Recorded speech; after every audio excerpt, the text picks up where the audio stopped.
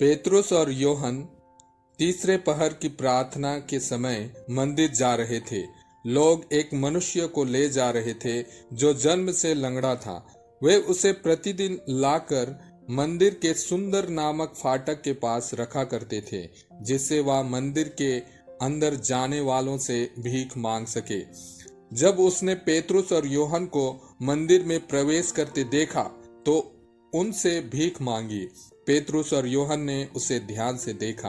पेतरुस ने कहा, हमारी ओर देखो, और वह कुछ पाने की आशा से उनकी ओर देखता रहा। किंतु पेतरुस ने कहा, मेरे पास ना तो चांदी है और ना सोना, बल्कि मेरे पास जो है वही तुम्हें देता हूँ। ईसा मसीह नाजरी के नाम पर चलो। और उसने उसका दाहिना हाथ पकड़कर उसे उठाया। उसी क्षण लंगड़े के पैरों और टखनों में बल आ गया। वह उछल कर खड़ा हो गया और चलने फिरने लगा। वह चलते उछलते तथा ईश्वर की स्तुति करते हुए उनके साथ मंदिर आया। सारी जनता ने उसको चलते फिरते तथा ईश्वर की स्तुति करते हुए देखा। लोग उसे पहचानते थे, यह वही था जो मंदिर के सुंदर फाटक के पास बैठकर भीख मांगा करता था। और यह देखकर कि उसे क्या हुआ है, वे अचंभे में पड़कर चकित थे।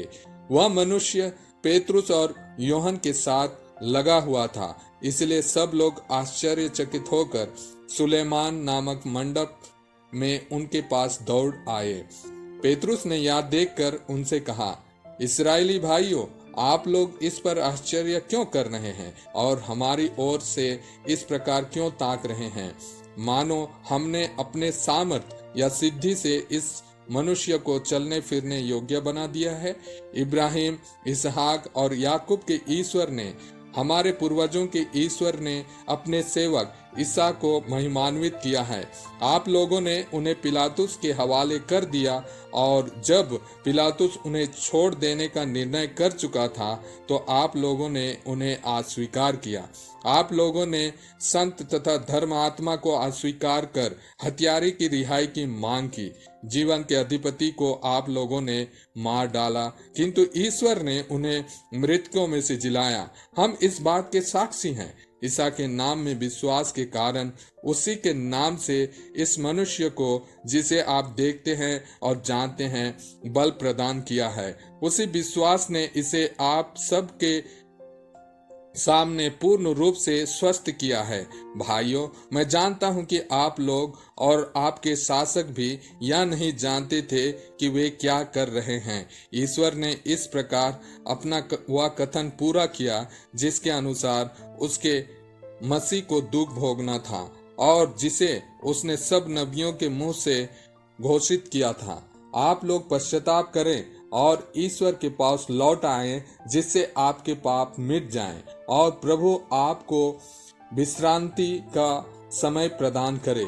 तब वह पुनर्निर्धारित मसीह को अर्थात ईसा को आप लोगों के पास भेजेगा। यह आवश्यक है कि वह उस विश्वव्यापी पुनरुद्धार के समय तक स्वर्ग में रहें, जिसके विषय में ईश्वर प्राचीन काल से अपने पवित्र नबियों के मुंह से बोला। मूसा ने तो कहा था, प्रभु ईश्वर तुम्हारे भाइयों में से तुम्हारे लिए मुझ जैसा एक नबी उत्पन्न करेगा। वह जो कुछ तुम लोगों से कहेगा तुम उस पर ध्यान देना। जो उस नबी की बात नहीं सुनेगा वह प्रजा में से निकाल दिया जाएगा। सामुएल और सभी परवर्ती नबियों ने इन दिनों की भविष्यवाणी की है। आप लोग नबियों की संतति और उस विधान के भागीदार हैं जिसे ईश्वर ने आपके पूर्वजों के लिए उस समय निर्धारित किया जब उसने इब्राहिम से कहा, तुम्हारी संतति द्वारा पृथ्वी भर के वंश आशीर्वाद प्राप्त करेंगे। ईश्वर ने सबसे पहले आप लोगों के लिए अपने पुत्र ईसा को पुनर्जीवित किया और आपके पास भेजा, जिससे वह आप लोगों में हर एक को कुमार्ग से विमुख कर आशीर्वाद प्रदान करे।